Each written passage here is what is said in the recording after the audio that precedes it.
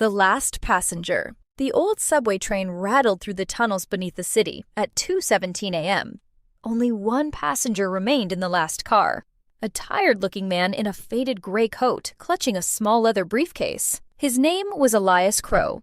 He had taken this exact train every night for 11 years, always getting off at the final stop, Blackthorn Station. But tonight, something was different. The usual automated voice never announced the stops. The lights flickered more than usual, and when the train finally screeched to a halt, the doors didn't open. Elias stood up and tapped the glass.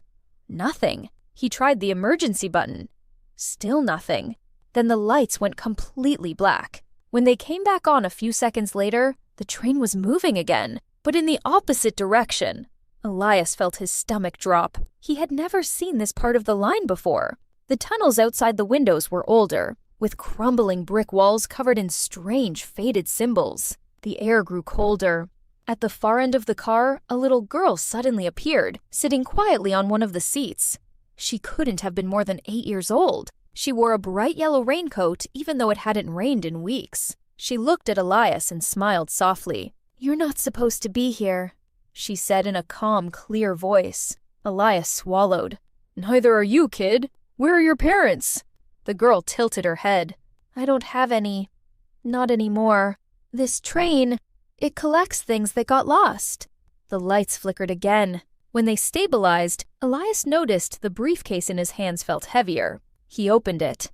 Inside was not the usual paperwork he carried home from the office. Instead, there were photographs.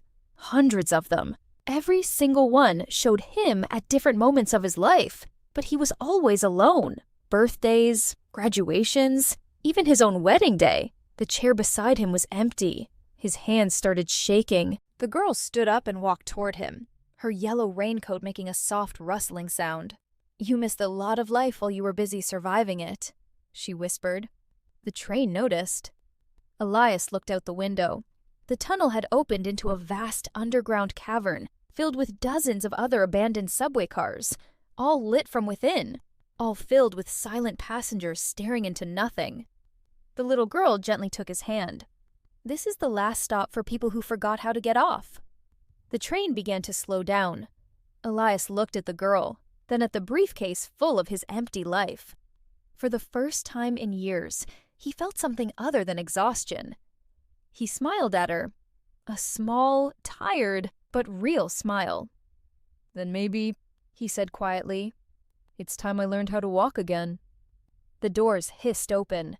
The little girl in the yellow raincoat stepped out first. Elias followed her into the soft golden light waiting beyond the platform. Behind him, the empty train waited patiently for its next lost passenger.